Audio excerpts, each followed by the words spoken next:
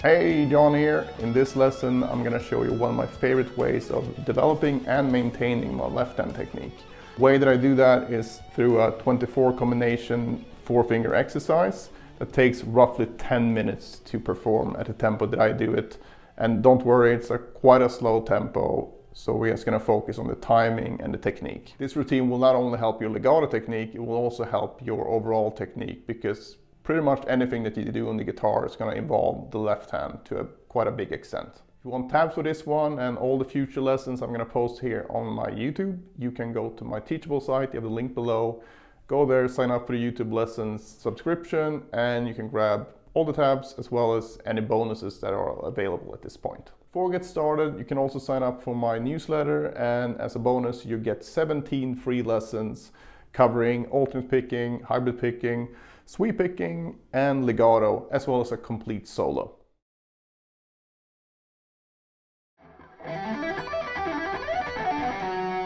So here's the slow version of that lick. We're gonna start on the 7th fret of the A string.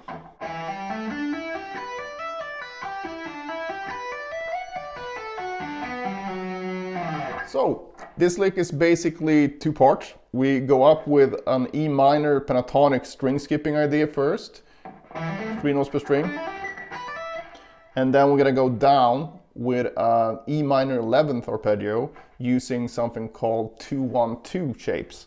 And it's a very on the nose name because you have 2 notes, 1 note, 2 notes, 1 note, 2 notes.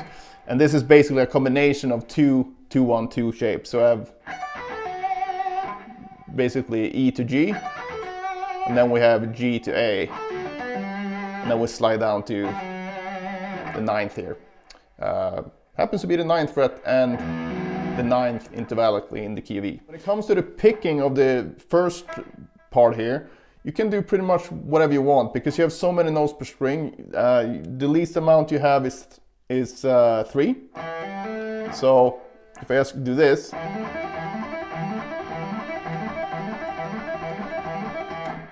you don't need to move your right hand fast at all, so you can do all downstrokes, all upstrokes, whatever you want to do. Whatever you choose to do, just make sure that you don't hear the string changes.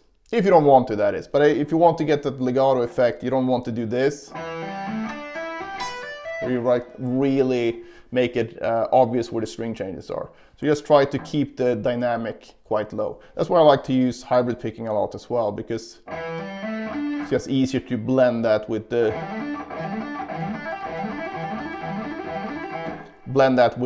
legato notes. All right, so the frets here, it's going to be 7, 10, 12, 7, 9, 12, 7, 10, 12. And then we go back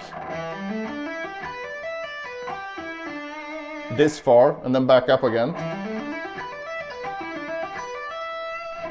And then we're going to slide up to 14 and go down 14, 10, 12, 14, 11, 12, 14, 10, 9.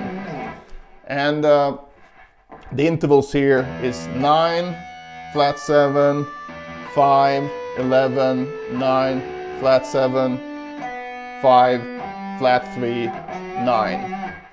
For the descending arpeggio here, I only use my left hand, so no picking at all.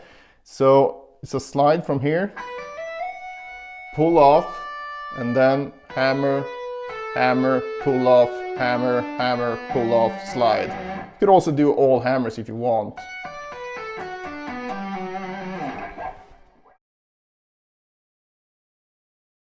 So here's a routine. As you can see here, you want something to mute the strings, and that's just so you can focus more on the actual exercise and the purpose of the exercise, which is mainly the timing of your left hand. So you can use a hairband, a sock, or whatever, but just something to mute the strings. So the actual routine is going to consist of 24 different finger combinations, and that's basically using all 4 fingers in each combination, but without repeating any finger. The benefit of doing this is, of course, that we're not going to leave any finger behind. So I see a lot of my 1-to-1 students having different issues with the pinky and the 3rd finger together, for example. So by working on this stuff, you're going to basically ensure that you don't run into those kind of problems in the future. The only downside here is that it sounds really bad to play this stuff, usually.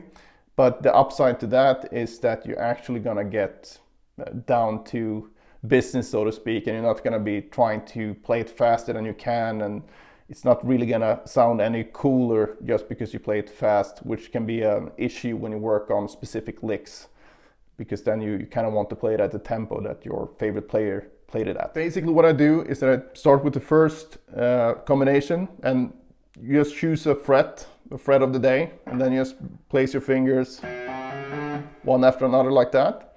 I'm gonna use the 7th fret in this case. And then I play each combination twice on each string. So basically if I start with 1, 2, 3, 4,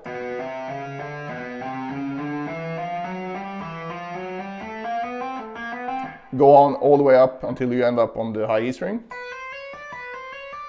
And if you have a 7 string, obviously use all 7 strings. If you have an 8 string, use 8 strings. But when I do this on a 6-string guitar, it takes me around 10 minutes to complete it at 80 BPMs, playing 2 notes per click, so 8 notes. All right, before we get started, let's just check in on our left-hand positioning. You want to have your thumb behind the neck.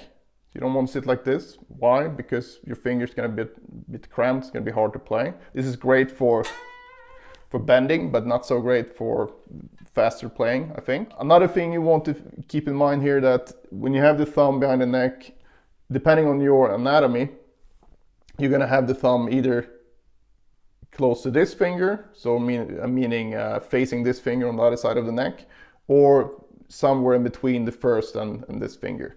So you don't have to force it to be exactly facing this finger, just do what feels comfortable and then try to stick with that. Another thing here is that try to really keep your wrist as straight as possible or as normal as possible, because if you do this, you're gonna pinch a nerve and then you're gonna get problems eventually. So don't do that. Look at your angle of these 2 fingers in comparison to the frets. You want them to be in line with the frets. And the reason for that is because if you don't have them in line, now have them in line, every finger has basically equal length to the string. If I do this, the pink is gonna be at a disadvantage, even more so than otherwise. But now if you keep it in line with the frets, you're basically gonna avoid that problem. And why that is important is that if you do it like this, or you switch around when you play faster lines, whether it's legato or with picking, it's going to confuse the brain a lot, because you're going to keep switching the distance between the string and your finger. And if you imagine being a drummer and someone keeps switching the distance between your drumstick and the actual drum while you're trying to play, it will be really hard to control your timing. And that's basically what we do to ourselves when we keep switching our left-hand positioning. So when you do this exercise, try to keep that in mind. It will help you a lot. We're going to use all hammer-ons, and this might be very tricky for you at first, but I would just focus on getting the timing as tight as possible. So if you do that, usually these problems with especially descending hammer-ons will clear up much faster. Because the problem with the descending hammer-on is that if you lift it too early, you kind of get a dead note in between. If you lift it too late, you're not gonna get any type of sound. But if you can focus on the timing instead, this will usually help with that. Finally, don't smack the strings. You don't need to do this. Try to play normally, and a good thing to try is just to do this.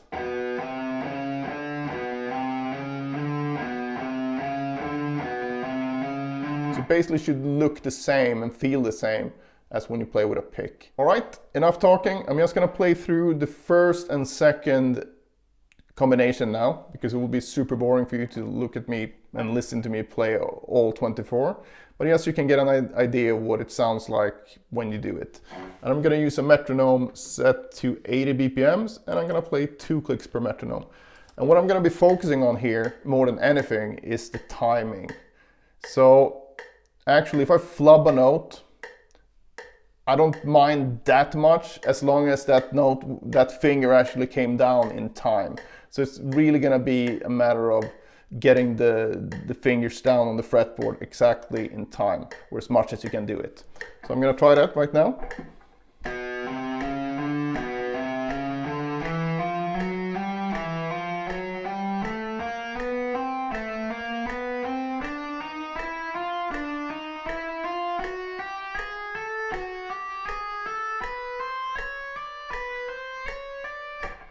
All right, so that was 1, 2, 3, 4. Now, since I'm done with all 6 strings, I'm gonna start at the top here and then just go down with 1, 2, 4, 3, which is the next combination.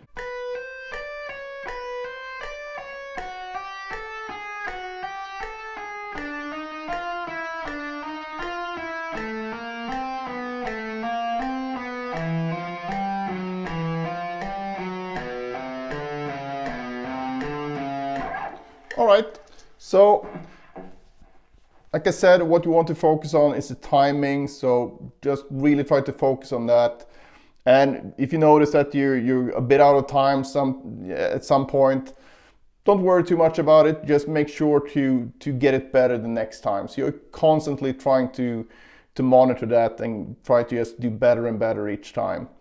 And if you find that 80 BPMs is too fast for you, just lower it. So the tempo here is not anything that's set in stone, but I wouldn't go faster than you can really gauge whether or not you're playing as evenly as possible. As with any tip that I give you here on my channel, just try it for a couple of weeks before you decide that it sucks or not.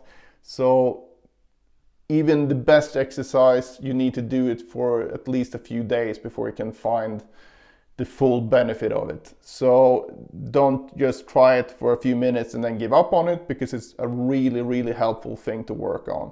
Don't just take it from me. Other players with amazing legato, like Tom Quayle, Rick Graham, for example, they've done the same thing and they've talked about the same thing. I'm not sure they've done actually this with the 24 finger combinations, but I've seen them talk about using all hammers as a way to practice your overall rhythmic ability of your left hand. And you can't give better examples than that, because both guys are amazing players. So you're good company if you work on this. All right, so that's it for today. If you have any questions, just post them below and I'll get back to you as soon as possible. Also, please post any problems you might have with your left hand technique specifically, and I will know what to focus on in future videos. So thanks for watching and see you in the next one.